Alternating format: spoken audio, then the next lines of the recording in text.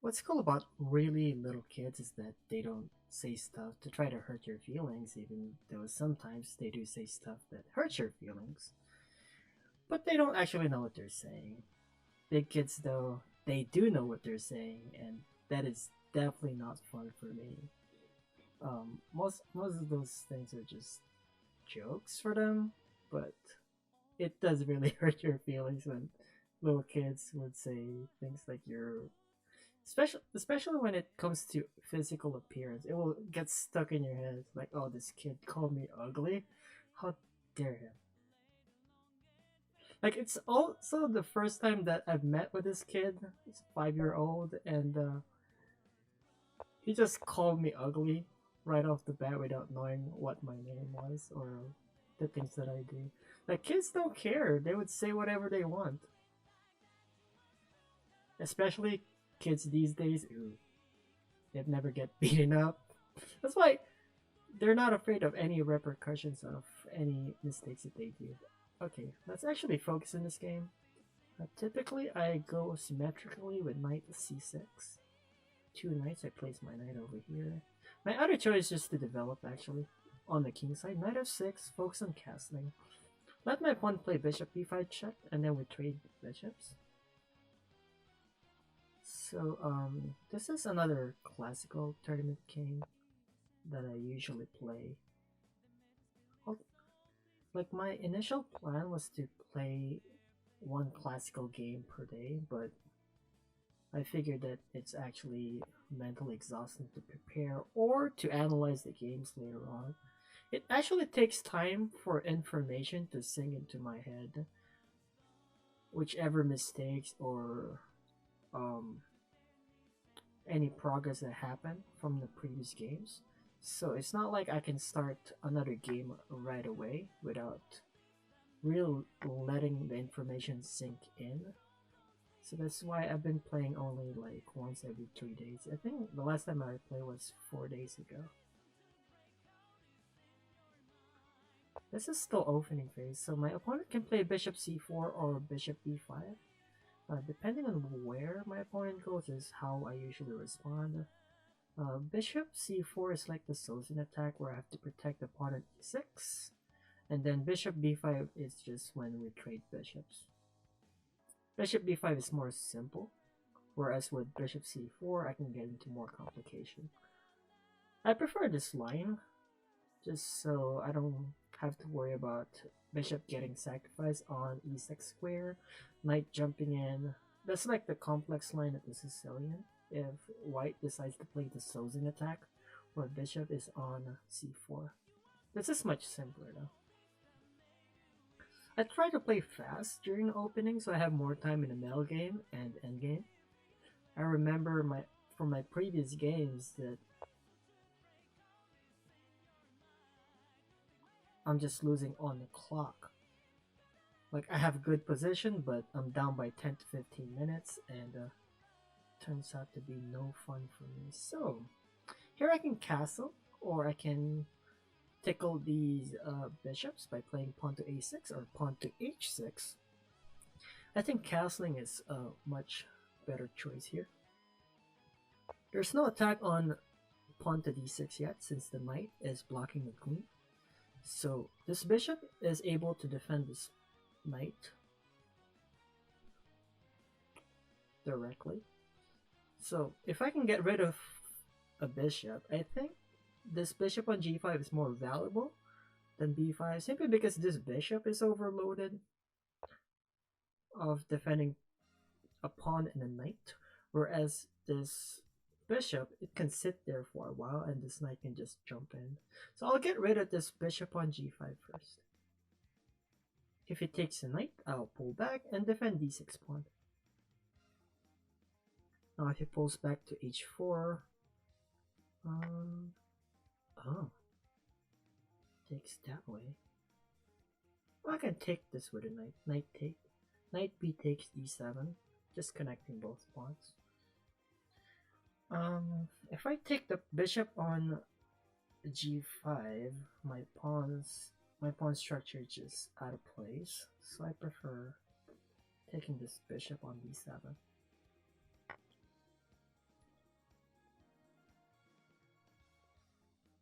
I prefer keeping my queen on the d8 square so I still have this diagonal option later on. I can play queen b6 or queen a5.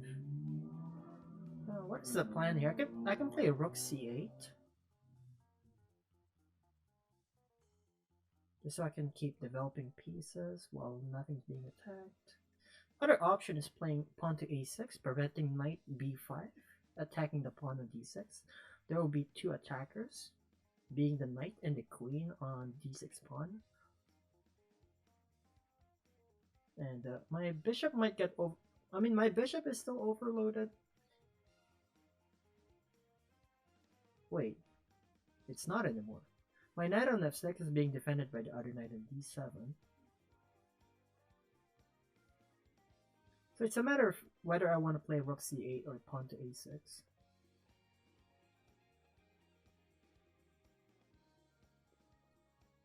I don't see the immediate purpose of playing rook c8. I'm not attacking anything. I'm just quote-unquote developing pieces. Whereas with a6, it's pretty much straightforward. I don't want any knights on jumping to b5. I think I'll play a5, a6 here actually. I don't have any immediate attack on the rook. So my next move would be rook c8 if there's no attacks coming my way. I'm thinking that my opponent could push pawn to f4 and then f5 next move. So I have to prepare for the pawn push on the f file. Also, if I just push my pawn to e5, there will be a hole on the d5 square, and I don't have the light square bishop anymore. Okay, so my opponent didn't go for that variation. Actually, another move that I could have done, knight takes e4. I don't have that option anymore. I'm too focused on pawn a6 or rook c8 idea, but I actually had knight takes e4 there because the knight, I have this chain that I can do to take a lot of pieces.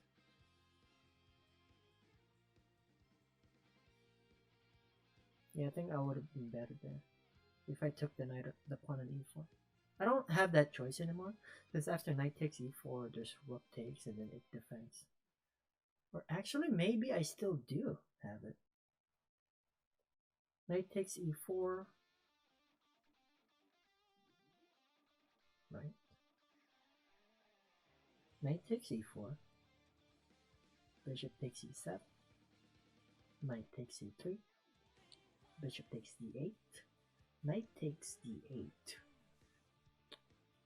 Bishop e7. Rook fe8. Bishop takes d6. Knight takes b2. Rook a b1. Actually, that's losing a pawn in the end. So I used 3 minutes for that idea. Let's go for something else. It doesn't work basically. Rook c8 it is. I was planning rook c8 anyway before. I just thought maybe knight takes e4 idea would work. But it doesn't. So stick with the initial plan that I have. That's usually my thought process during the game, is that I have an initial idea and then I'll see a potential tactic. I'll try to calculate if it does work. But if it doesn't, I'll stick with the initial plan that I had. So my initial plan was rook c8. My side plan didn't work. Okay.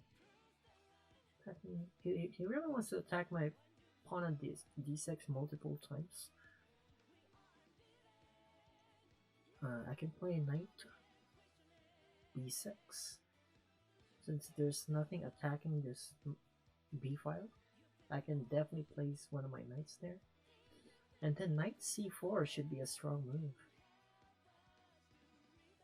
I can even, after knight b6, I can definitely push pawn to d5.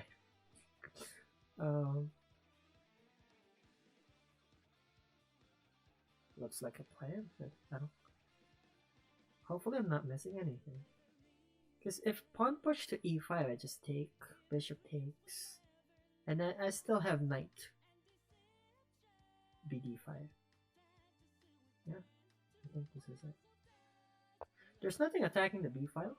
There's c2 pawn blocking the queen, accessing my queen side. So this knight should be safe here. I typically push pawn to b5 first before placing a knight on b6, just so there's no pawn stuck behind the b file. But then there's no queen access in my queen side, so I'll attack the center instead. So here, with two knights, I'm defending the center square d5, and e5 square is also defended by a pawn. After takes, I can just play knight bd5 and challenge that knight on c3. His knights are not connected, so once I take up one of his central knights, I should have an attack going on. Queen there. Oh, he wants to double up on the d file. Could be dangerous.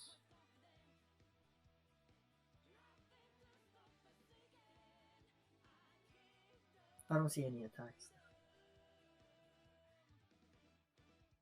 I want to push d5, since that's the thing that I've been preparing. That's also the purpose of me playing knight b6, is preparing pawn to d5.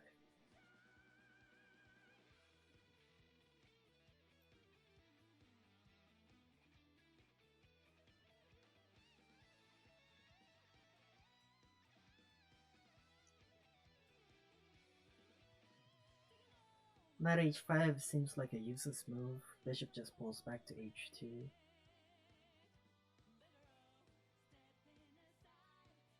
No, I don't see anything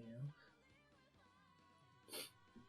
I can play knight c4, attacking a pawn, which could be easily defended with rook ab2. I mean rook ab1, defending the b2 pawn.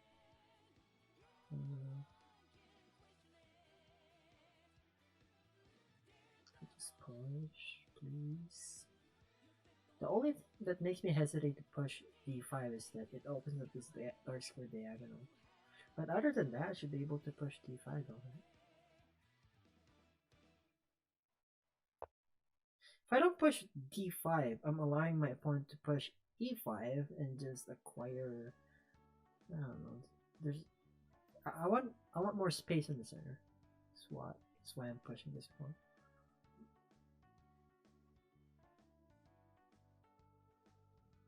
Also, this dark square bishop on e7 looks passive. So if I can remove one of these knights out of its original square on f6 or b6, I can place my bishop either on d6 or f6, bringing it more active.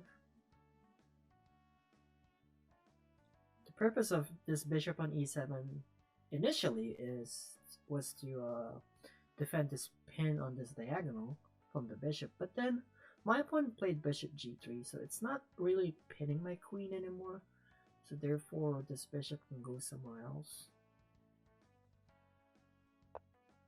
Pawn there, I can just take this pawn, right? Takes, knight takes. That'd be bad for me. That pawn push on a3 looks suspicious. It looks like a waiting move. He wants me to initiate the attack. I think he has a plan going on. Knight takes e4, knight takes, pawn takes, queen takes, bishop f6. I can finally activate my bishop. But then this knight on b6 looks stranded. It can always actually jump on knight c4. It's not that bad. Okay, let's do that. Knight takes, pawn takes, queen takes, bishop f6.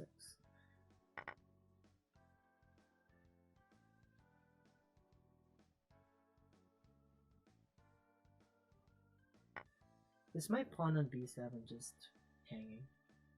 I can challenge it with a queen, but then we just queenless on the game. I think that's the only move that I have.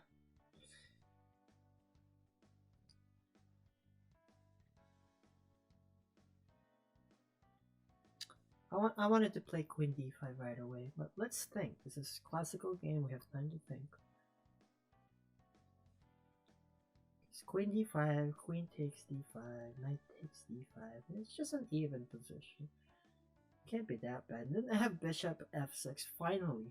I wanted to play bishop f6 from the previous move, but then my pawn on b7 is being attacked. So I want to centralize this queen first.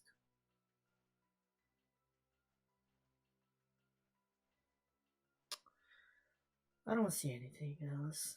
Let's just go with this. I don't think he would be willing to queen trade here. He has such a good position, control at the center, and my knight is out of place on b6. I have to reposition my knight.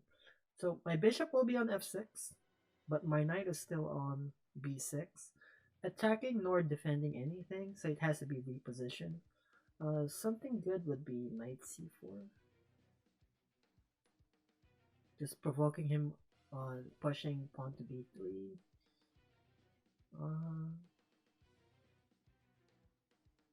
Actually, knight c4 isn't that good of a move, since there's no more central pawns on this side of the board. If there's pawn on e4 and d4, then knight c4 would be such a good move, but knight c4 in this position is just attacking one pawn on b2, which could easily be defended. Although I can synergize my bishop on f6 and knight on c4, attacking the same pawn. So, I don't know. Actually, that could be good, actually. And that's if my opponent doesn't take my queen. Okay, he doesn't take my queen. He definitely saw my pawn. That's why he pushed pawn to b3 early. So he doesn't want my queen. My second plan here is to just centralize my rook. Rook fd8, putting 2 attacks on this knight. My opponent can play something like rook ad1, or take the queen, develop the bishop. Or maybe I can play bishop f6 now. Yeah? Why wouldn't I play this?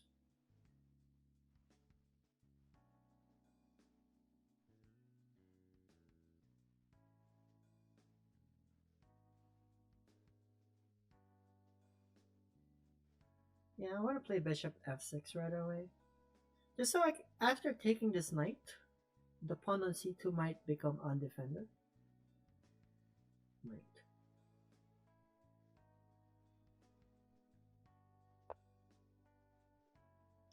So the defenders on c2 pawn are the knight on d4 and the queen on e4. If I can remove these 2 defenders, I can win a pawn.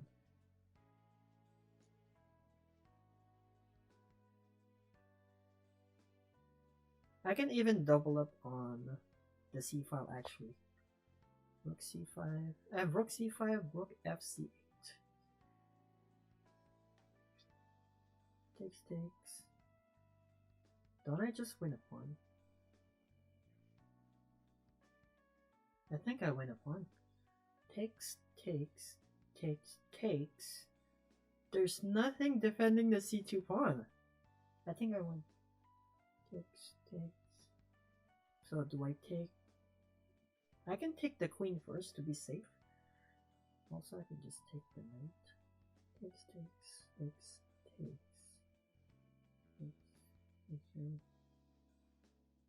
I think this is winning. I'll do it. So my knight cannot be attacked right away. There's bishop c7, but I can centralize the knight on d5. And since there's no more pawn on the c file, there's nothing attacking the pawn. Therefore, nothing attacking my second rank. So I'll take this. And then it will be a knight versus bishop endgame, but I'm up by 1 pawn. I'll be up by a pawn, which is nice. Yeah, I removed both defenders on the c2, which initially was my plan anyway. Okay, so I just went a pawn. Hopefully I didn't miss anything. Hopefully I didn't miss anything. But that was my... Okay, he wins the pawn back. Oops.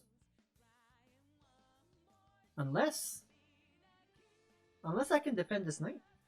Rook c6. I initially thought of playing knight d5, but I have rook c6. And everything's just fine. After rook c6, I'll look for ways to take this rook out of the b file. What's a good way to take him out? I mean, I don't want to play rook c6 and later on regret it. If I don't have a good way of taking this rook out of the b file, my rook might get stuck. I don't like my pieces getting stuck. Well, I'll play it anyway. If I can't find any better moves, I'll play my initial thought of my initial candidate. Okay, and then I have rook fc8 to back up this rook.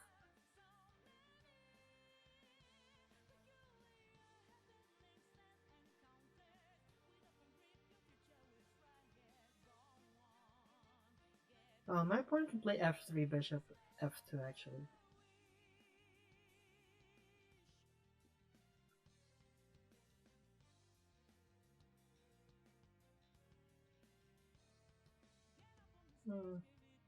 I think my opponent gets the pawn back actually. I thought I'll get away with it, but he has a way of winning it back. Let's back this rook up. I thought I'm clever with my moves. But no. I lost the... Oh my god, I blundered. I lost the king, huh? I just lost the king.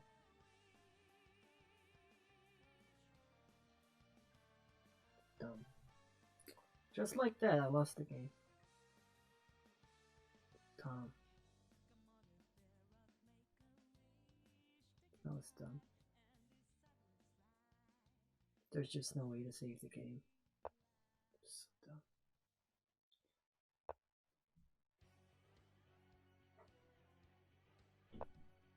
Yeah. That's sad.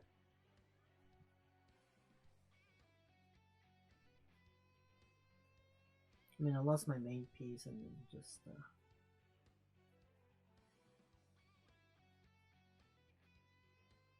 I could have just given the pawn back. You know? Play knight d5. Knight d5 was my initial move anyway. Where's that bishop going? I mean, there's still a chance, but I just don't think so. Takes. Why wouldn't I win a pawn?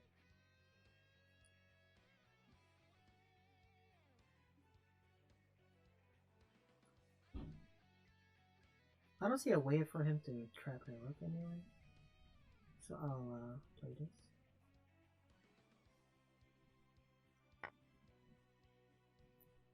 Just play it out. There's no point of resigning anyway.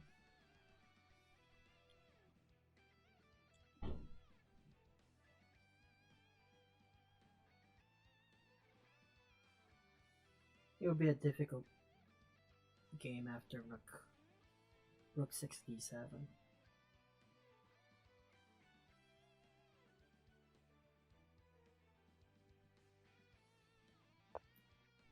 I'm just playing randomly, so game's already over. I mean, you can just... Oh, actually, you can't take that.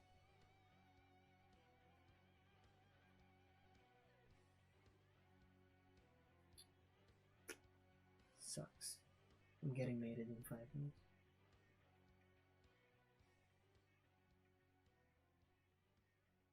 Yeah, this is just checkmate, isn't it? Oh, that sucks. Well, that's it. I missed a exchange variation there on b6, and I'm just lost. Because after I remove this rook, takes and just checkmate. Yeah, just let him take that, and then just lost. Well, just lost. Yeah. GG. I think the game was going well. Let's put this in an analysis board actually. Oops.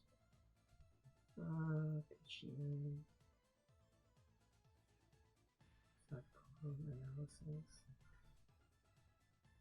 Game was going well until at that point where I gave up a free knight basically. Go here. Let the engine run for a few minutes.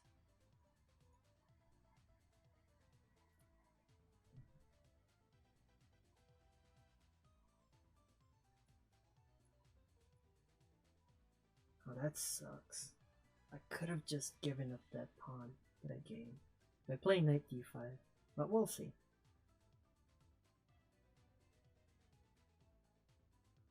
Okay, this is depth 30 analysis for the classical game that I had. 90.8% versus 59.4%. And it looks like I was winning at one point actually, at 2 points. And then the game became even, and then I blundered my knight. So let's go over this opening actually. I was also thinking that knight c6. Is knight c6 a good move here? It's almost the same.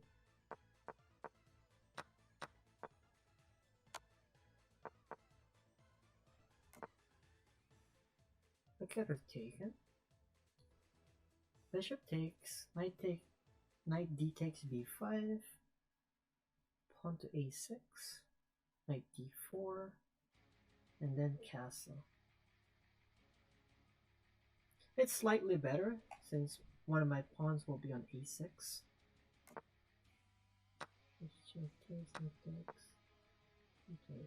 And knight cannot take this since it's defended by bishop. But what if bishop takes f6? Should I retake with a pawn and the bishop remains defending b6? Or takes, knight takes. We're just play king f8, king e7. I don't like this. It shows advantage for black by 0.5, but I don't like this. Knight goes back to c4, queen c7, castle. Oh, nice angle. Oops.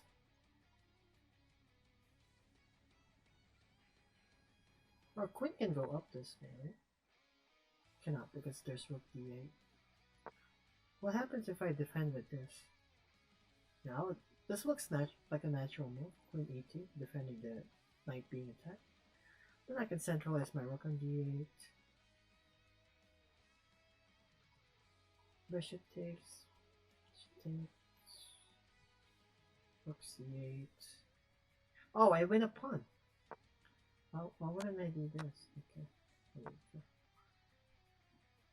I'm missing a lot of good tactics in this opening. So that's the first line that I missed. That if there's two bishops attacking both the center of the board, I can take one of them. Okay, let's keep going. Mistakes. Okay, queen b6 is slightly better. Queen b6, rook fd8, then knight e5.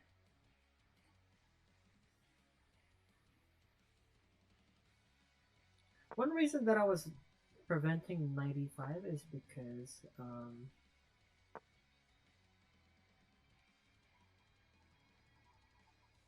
my opponent's bishop can just take it and I'll have a double pawn in the center. This is the suggested line. Takes. Actually, I win a queen or a piece if my opponent does that. One push. Do I just place my knight on g6? Oh, knight on c4. The most important part is Sicilian. Okay. Rook c8, queen b6. I missed a lot, actually. This is just bad chess. Okay, here is when I tried winning a pawn. Okay, my candidate move was rook f d8 or bishop f6, but I decided to play bishop f6 first because after rook d8, my opponent can simply just play rook a d1, queen takes, pawn takes, bishop takes a3, winning a pawn in the corner instead of c2. So it turns out my bishop is already in position. I thought bishop on e7 is a passive position for a bishop. That's why I wanted to put it on f6. But since the pawn on a3 becomes undefended, that's why I think this makes it good on e7.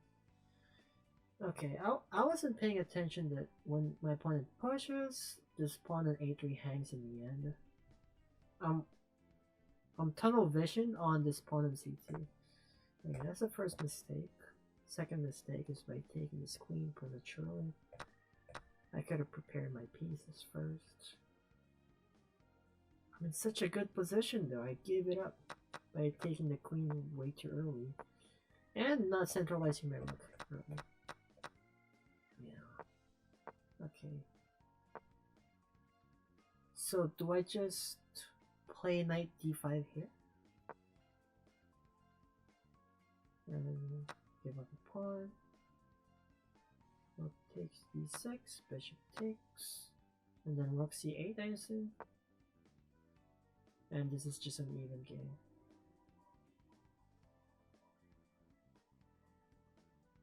Okay, and then the rest of the game isn't worth analyzing. I just hung a piece there. I'm too worried about my pawn b7 rather than my knight on b6. And then all the moves here are just losing. So I just kept moving. Just a quick checkmate. Let's go for the moments of this game for black. Hopefully I remember the correct answers here. They will only point out the obvious mistake. Okay, here I could have played rook d8. Rook fd8.